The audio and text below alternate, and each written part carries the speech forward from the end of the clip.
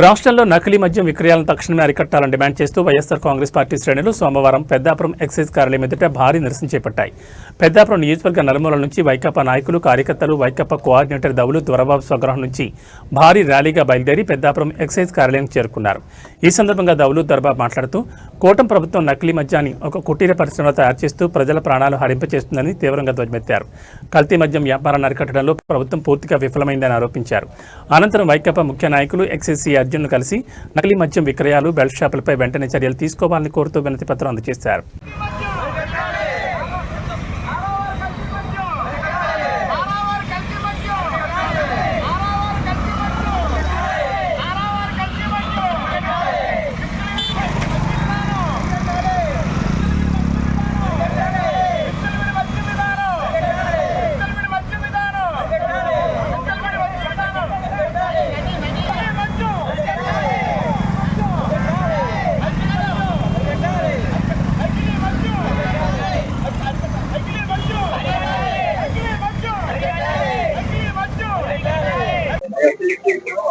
ఈ కూటమి ప్రభుత్వం అధికారంలోకి వచ్చిన తర్వాత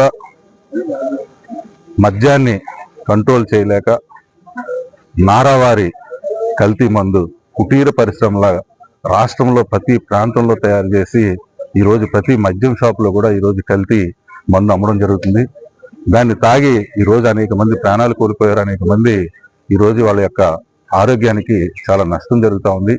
దీన్ని ప్రజలు దృష్టిలో పెట్టాలని, అలాగే ఎక్సైజ్ శాఖ వారికి ఈరోజు మెమోరాండం ఇచ్చి దాన్ని అరికట్టాలని ఈరోజు కల్తీ నారావారి కల్తీ